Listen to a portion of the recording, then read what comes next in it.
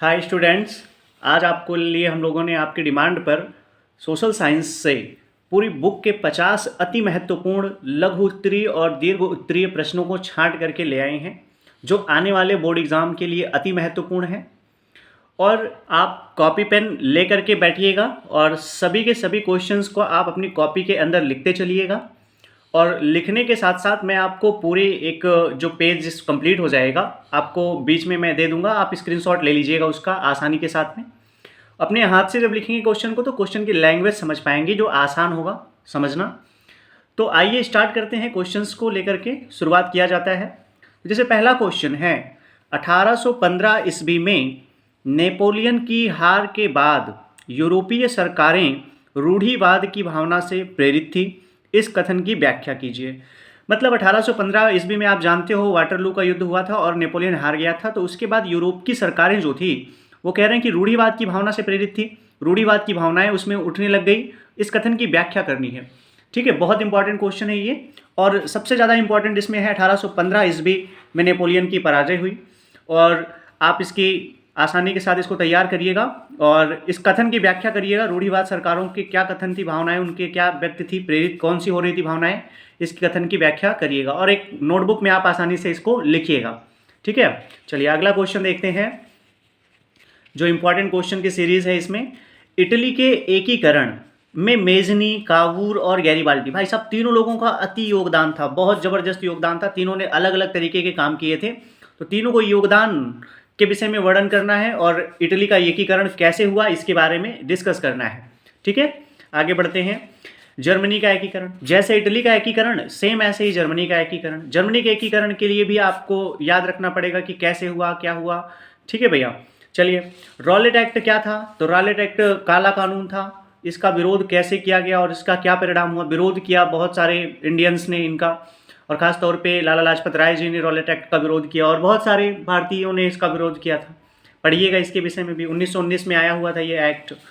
महात्मा गांधी द्वारा चलाए गए 3 आंदोलन का वर्णन कीजिए। 3 आंदोलन कोई सी भी आप लिख सकते हैं, इसका पॉइंट वाइज लिखा करिएगा आप। महात्मा गांधी जी के आंदोलन तो बहुत इंपॉर्टेंट है, जितने आंदोलन है वो आंदोलन की अगर आप कहेंगे तो मैं एक वीडियो डाल दूंगा इकट्ठा एक साथ में, जिससे आप तैयार कर सकें ईयर वाइज, सीधे ईयर वाइज सिक्वेंस से, तो आसानी से तैयार हो जाएगा आपका।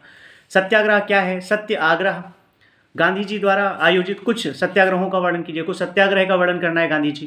तो ये भारत में राष्ट्रवाद वाले चैप्टर का क्वेश्चन है, आसानी से पढ़िएगा आप। एक बार आप पढ़ लीजिएगा अच्छे ढंग से इन क्वेश्चनों को और आप आंसर आसानी से कर पाएंगे। रटना नहीं है, समझ करके लिखना है। महामंदी के कारणों की व्याख्या कीजिए। तो महामंदी आप जानते हो, डिफ्लेशन कहते हैं इंग्लिश में इसको। महामंदी के विषय में पढ़िएगा, क्या क्या कारण हो सकते हैं। उसमें बड़े दामों में सामान कम मिलता है, उसको महामंदी कहते हैं। पढ़िएगा, थोड़ा बहुत जानकारी लीजिएगा इसके विषय में। कॉर्न लॉ को भंग करने के प्रभाव को वर्णन कीजिए। पहली बात तो कॉर्न लॉ के विषय में थोड़ी बहुत इन्फॉर्मेशन ले लीजिएगा और फिर क्या कह रहा है, इसके प्रभावों को भंग करने के प्रभावों के विषय में भी पढ़ लीजिएगा आप। तो ये पहला पेज खत्म हुआ। उम्मीद करता हूँ आप ये क्वेश्चंस नोट कर लिए होंगे और आप स्क्रीनशॉट ले लीजिएगा। क्वेश्चन नंबर 9 पे आते हैं भैया, देखिएगा। क्वेश्चन नंबर 9 बड़ा इंपॉर्टेंट है। भारतीय बुनकरों को कौन कौन सी समस्या का सामना करना पड़ा, स्पष्ट कीजिए। भारतीय बुनकरों के विषय में आपको स्पष्ट करना है, क्योंकि समस्याएं कौन कौन सी थी उसको स्पष्ट करना है। और आपको बताते चलें कि आपको हम वीडियो के लास्ट में जो है एक कुछ इंपॉर्टेंट ट्रिक्स बताएंगे, जिससे कि आपके एग्जाम में लिखने के कैसे तरीके होते हैं वो पता चल जाएंगे और एग्जामिनर के दिमाग में क्या क्या चीज़ें बैठी रहती हैं जिससे वो आपके नंबर ना काट सकें, वो कुछ टिप्स हम आपको बताने वाले हैं। ठीक है, तो वीडियो के लास्ट तक जरूर बने रहिएगा। देखिए अगला क्वेश्चन है, 19वीं सदी के प्रारंभ में भारतीय कपड़े के निर्यात में लंबी गिरावट क्यों आई? भारत से कपड़े निर्यात नहीं हो रहे थे, इसका क्या कारण था 19वीं सदी में, इसके विषय में स्पष्ट करना है, कारण बताना है इसका। अगला क्वेश्चन है, गुटनबर्ग कौन था? गुटनबर्ग क्या था, कहाँ का था, ये सारी चीज़ें, वह क्यों फेमस था? कुछ काम किया होगा उसने, उसके लिए वो फेमस था। कुछ वैज्ञानिक प्रवृत्ति थी गुटनबर्ग के पास में, इसलिए फेमस था वो। तो ये चीज़ें भी पढ़िएगा आप गुटनबर्ग के बारे में। मृदा अपरदन क्यों, क्या है? मृदा का कटाव ही मृदा अपरदन है, आप जानते हो। इसे कम करने के लिए किन्हीं 3 उपाय का वर्णन कीजिए। तो मृदा अपरदन को कम करने के उपाय तो आप सबको पता है, घर घर जानते हैं आप कि भैया मिट्टी कटे ना, इसके लिए उपाय जानते हो आप, ये डिस्कस कर लीजिएगा। संसाधन नियोजन क्या है? संसाधन क्या है, उनके नियोजन क्या है, यह क्यों आवश्यक है, संसाधन क्यों आवश्यक है, 3 कारण स्पष्ट कीजिए। तो बिना संसाधन के दुनिया संभव ही नहीं है। दुनिया में सब चीज़ें जो एक दूसरे से रिलेट कर रही हैं, बन रही हैं, आगे बढ़ रही हैं, उन सब की जिम्मेदारी किस पे है? संसाधन पे डिपेंड है। तो जानिएगा इसके विषय में। प्रोजेक्ट टाइगर की बात कर रहा है, बाघ परियोजना जिसे बोलते हैं, प्रोजेक्ट टाइगर का वर्णन विस्तार पूर्वक कीजिएगा। बहुत इंपॉर्टेंट प्रश्न है ये, पिछले साल एग्जाम में फंसा हुआ क्वेश्चन है, 61 में आया हुआ था, मैंने देखा था। अगला क्वेश्चन देखिएगा, बहुउद्देशीय नदी घाटी परियोजनाओं से आप क्या समझते हैं? नदी घाटी परियोजनाएं बहुत बहुत ज़्यादा इंपॉर्टेंट है, ये मोस्ट इंपॉर्टेंट क्वेश्चन है, नदी घाटी परियोजना। और इससे होने वाले लाभों के लाभ बताइए, क्या क्या लाभ होते हैं इससे? तो नदी घाटी परियोजनाओं के कारण ही क्या है, बहुत सारी सिंचाई परियोजनाएं चली हैं, बहुत सारी और फायदे हुए हैं। अगला क्वेश्चन देखिएगा, वर्षा जल संग्रहण से आप क्या समझते हैं? वर्षा के जल को इकट्ठा करना है और उसके आप जानते हो कि क्या क्या संग्रह से लाभ हो सकते हैं, और इसके प्रमुख तरीके बताइए कि पानी इकट्ठा करना है, बारिश का पानी कैसे इकट्ठा करना होता है, तालाब वाला बना करके गांव घर में, इसीलिए तालाब खुदाई का कार्यक्रम चलता है। क्वेश्चन नंबर 17 पे आते हैं, धान की खेती के लिए उपयुक्त तापमान, वर्षा, मिट्टी के नाम बताइए। तो धान की खेती आप जानते हो, आप लोग करते हैं गाँव घर में, धान की खेती के लिए आप जानते हो वर्षा बहुत ज़्यादा लगती है, तापमान भी ज़्यादा लगता है, मिट्टी कौन सी, दोमट वाली जली दड़ोर मिट्टी लगती है ज़्यादातर, सबको पता है ये चीज़ें। कर्तन दहन प्रणाली किसे कहते हैं? कर्तन दहन प्रणाली के विषय में पढ़िएगा आप लोग थोड़ी सी। ऊर्जा संरक्षण एवं ऊर्जा संसाधन का भारत में क्यों आवश्यक है? ऊर्जा संसाधनों का संरक्षण भारत में क्यों आवश्यक है? 3 उपाय कीजिएगा, 3 कारण बताइएगा कि ऊर्जा का संसाधन कैसे कर सकते हैं, उसका संरक्षण कैसे कर सकते हैं ऊर्जा संसाधनों का, कि ऊर्जा जल्दी से नष्ट ना हो। गैर परंपरागत ऊर्जा संसाधनों के 2 महत्व बताइए।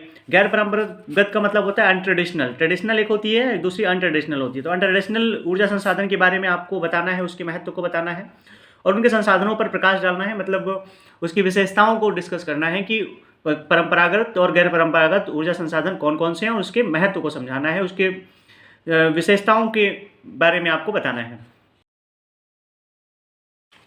अगले क्वेश्चन पे आते हैं, क्वेश्चन नंबर 21 है, विनिर्माण उद्योग किसे कहते हैं? इसके महत्व को स्पष्ट कीजिए। यह आपको मिलेगा इकोनॉमिक्स के अंदर, इकोनॉमिक्स के फर्स्ट चैप्टर के अंदर मिलेगा आपको। विनिर्माण उद्योग के बारे में पढ़िएगा आप।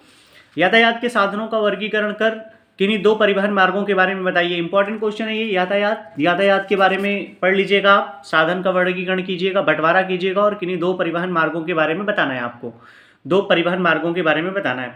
सत्ता की साझेदारी क्यों आवश्यक है, इसकी व्याख्या कीजिए। तो बिना सत्ता की साझेदारी के लड़ाई झगड़े इधर उधर की चीज़ें होती रहती हैं देश के अंदर जो है चीज़ें सक्रिय हो और ईमानदारी से और बराबर तरीके से चल सकें, इसीलिए सत्ता को क्या करना चाहिए, बांट देना चाहिए, शेयर कर लेना चाहिए सत्ता का। अगला क्वेश्चन है, भारत में संघीय शासन की किन्हीं 2 विशेषताओं का वर्णन कीजिएगा। विशेषताएं तो आप सबको पता है, भारत में संघीय देश है भारत एक, ये कॉन्स्टिट्यूशन में ही लिखा हुआ है, तो इसकी विशेषता बहुत ज़्यादा इंपॉर्टेंट है, पढ़ लीजिएगा आप। भारतीय संविधान के किन्हीं 4 प्रावधानों का उल्लेख कीजिए। 4 प्रावधान का उल्लेख करना है आपको जिनके कारण भारत में एक धर्मनिरपेक्ष राज्य बन सका। आप सबको पता है कि भारत एक प्रकार का धर्मनिरपेक्ष राज्य है, भारत में किसी एक धर्म को लेकर के भारत देश तत्पर नहीं है, भारत सब धर्म को बराबर मान्यताएं देता है, पढ़िएगा आप इसके बारे में। राष्ट्रीय दल एवं राज्य दल के बारे में एक संक्षिप्त टिप्पणी लिखिएगा। राष्ट्रीय दल नेशनल पार्टीज जो हैं और स्टेट पार्टीज जो हैं, इनके बारे में जैसे आप जानते हो कांग्रेस, बीजेपी, बीजेएसपी, ये पार्टीज़ कौन सी हैं? राष्ट्रीय पार्टियां हैं। स्टेट पार्टीज़ बहुत सारी हैं, पार्टियां जो क्षेत्र विशेष की पार्टी होती है। लोकतांत्रिक शासन व्यवस्था अन्य शासन व्यवस्था से बेहतर है, स्पष्ट कीजिए। तो लोकतांत्रिक शासन व्यवस्था के बारे में आप जानते हो कि लोगों का शासन होता है, लोगों का शासन होगा तो अपने हिसाब से वो अपना अपना विकास करेंगे, इसलिए इस क्वेश्चन इंपॉर्टेंट है, ये बहुत ज़्यादा इंपॉर्टेंट है। लोकतंत्र वाले क्वेश्चन से क्वेश्चन उठते हैं। लोग लोकतंत्र को क्यों पसंद करते हैं, अभी मैंने बताया आपको, 4 कारण देकर समझाइएगा, बहुत सारे समझा सकते हो आप ऐसे कारण देकर के। मानव विकास सूचकांक को परिभाषित करते हुए आधारभूत इकाइयाँ मापदंड को स्पष्ट कीजिए। मानव विकास सूचकांक जो है ये एक इंडेक्स होता है एक प्रकार का, जो कि ह्यूमन की डेवलपमेंट का एक इंडेक्स होता है और इसकी कुछ इकाइयाँ होती हैं, इकाइयों को पढ़िएगा आप और स्पष्ट कीजिएगा इकाइयों को।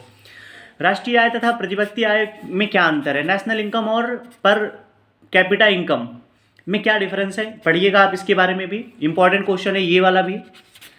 राष्ट्रीय ग्राम रोजगार गारंटी मतलब मनरेगा के बारे में पूछ रहा है, 2005 में जो मनरेगा आया हुआ था उसके बारे में जानकारियाँ ले लीजिएगा, पढ़िएगा, इंपॉर्टेंट क्वेश्चंस हैं ये सब। जितने क्वेश्चंस हैं मैंने आपको छांट के दिए हैं क्वेश्चंस, और उम्मीद करता हूँ कि नेक्स्ट वाले एग्जाम जो आपके बोर्ड वाले होने वाले हैं, ज़्यादातर मैक्सिमम क्वेश्चंस 95% के ऊपर क्वेश्चंस इसी फॉर्मेट में आपको मिल जाएंगे।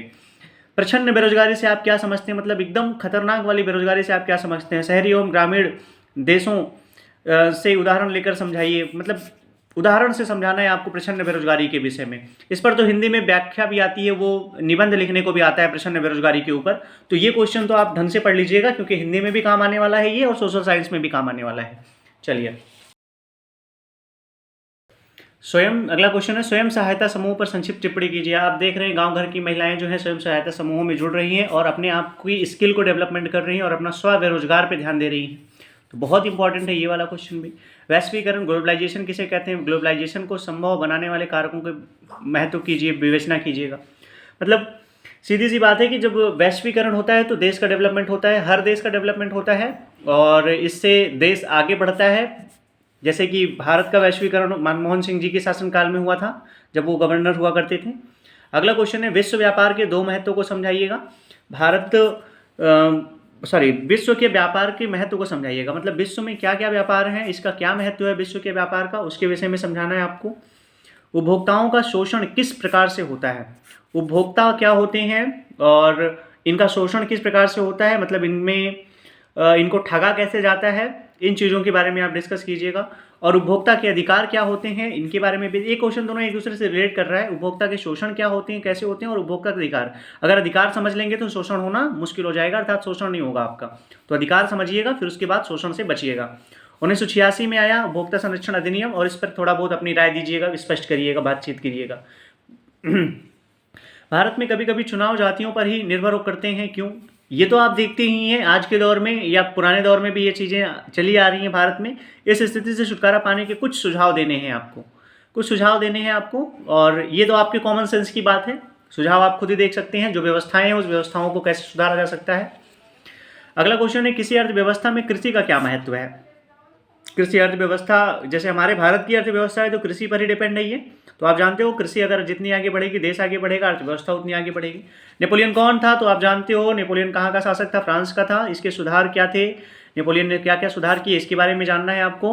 और इसके सुधारों का उस देश पर क्या प्रभाव पड़ा, ये चीज़ें भी आपको डिस्कस कर लेनी है। महामंदी, प्रथम विश्व युद्ध के पश्चात होने वाली आर्थिक महामंदी का विश्व पर क्या प्रभाव पड़ा? प्रथम विश्व युद्ध हुआ था तो उस समय देश की स्थितियाँ, हर एक देश की स्थितियाँ, पूरे विश्व की स्थितियाँ बहुत दिक्कत में हो गई थी। खाने की चिंताएं होने लगी थी, खाने की भी समस्याएं होने लगी थी। तो आर्थिक महामंदी छा गई थी पूरे देश के अंदर। उसका भारत पर क्या प्रभाव पड़ा, इसको डिस्कस करना है आपको। संघीय व्यवस्था नामक एकात्मक शासन संक्षिप्त टिप्पणी कीजिएगा। जैसे कनाडा हो गया और ब्रिटेन हो गया, ये कुछ देश ऐसे हैं जहाँ पे संघीय व्यवस्थाएं हैं और एकात्मक व्यवस्था है, मतलब केवल एक ही सेंट्रल गवर्नमेंट वहाँ पे वर्क करती है। उसके विषय में आपको संक्षिप्त टिप्पणी करनी है। वियना संधि के विषय में महत्वपूर्ण बिंदुओं को स्पष्ट कीजिएगा। आप जानते हो वियना संधि बहुत इंपॉर्टेंट है ये, आप इसके बारे में थोड़ा बहुत डिस्कस कीजिएगा, फ्रांस में क्रांति से रिलेटेड है ये। सविनय अवज्ञा आंदोलन पर संक्षेप में टिप्पणी कीजिएगा। सविनय अवज्ञा आंदोलन गांधी जी का एक चलाया हुआ बहुत पॉपुलर आंदोलन था और इसके विषय में तो आपको बहुत बहुत जानकारियां लेनी पड़ेंगी, क्योंकि इसके ऑप्शनल क्वेश्चन भी बन सकते हैं। अगला क्वेश्चन है, भारत में गन्ने की खेती के लिए उपयुक्त भौगोलिक दशाओं का वर्णन कीजिए। भारत में गन्ने की खेती कहाँ होती है, किन राज्यों में होती है? आप सबको पता होना चाहिए। ये यूपी बिहार वाले एरिया में होती है, जहाँ पे पानी की ज़्यादा अधिकता होती है, वहाँ पे गन्ने की खेती की जाती है। सर्दी के मौसम में गन्ने की खेती की जाती है, बहुत महत्वपूर्ण है ये। अगला क्वेश्चन है, किन्हीं 5 परिणामों का उल्लेख कीजिए जहाँ लोकतंत्र असफल रहा। मतलब ऐसे 5 रिजल्ट आपको बताने हैं, डिस्कस करने हैं, जहाँ पर लोकतंत्र फेमस नहीं हो सका, जहाँ पर लोकतंत्र जो था वो फ्लॉप हो गया। उन कारणों का वर्णन कीजिए जो समाज में लैंगिक असमानता को बढ़ावा देते हैं। मतलब सीधी सी बात है, ये लैंगिक असमानता का मतलब होता है कि पुरुष महिलाओं में भेद। इनमें कुछ कारण आपको बताने हैं जो जिससे कि आपको पता चल सकता है कि पुरुषों की शक्तियां और महिलाओं की शक्तियों में क्या अंतर है। ब्रेटन वुड्स समझौता बहुत इंपॉर्टेंट है, ये मोस्ट इंपॉर्टेंट क्वेश्चन है, आप इसके बारे में अच्छे ढंग से डिस्कस कर लीजिएगा ब्रेटन वुड्स समझौते के बारे में। पेट्रोलियम से क्या समझते हैं? पेट्रोलियम को बचाने के लिए किन्हीं 2 तरीकों का सुझाव दीजिएगा। ग्रीन एनर्जी आज के दौर में जो है वो अगर जिस दिन प्रभावी हो गई, हाइड्रोजन एनर्जी हो गई या अदर रिसोर्स हो गया, उन रिसोर्सों की जब खोज हो जाएगी तो पेट्रोलियम जो है आपका बचा जा सकता है, पेट्रोलियम को बचाया जा सकता है। और इसके लाभ क्या है तो आप जानते हो, बिना पेट्रोलियम के आज का जीवन हमारा सहज नहीं होगा। हमारी बाइक चल रही है तो उसका भी देन क्या है, पेट्रोलियम है। सत्ता के विकेंद्रीकरण से आप क्या समझते हैं? लोकतंत्र के लिए यह आवश्यक क्यों है?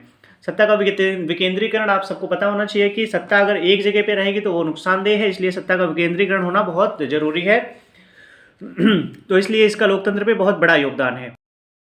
तो बच्चों आते हैं टिप्स पे, जो आपको टिप्स देना जरूरी था उसके बारे में मेन डिस्कशन करना जरूरी था, जो उसके बारे में आते हैं डिस्कस करते हैं।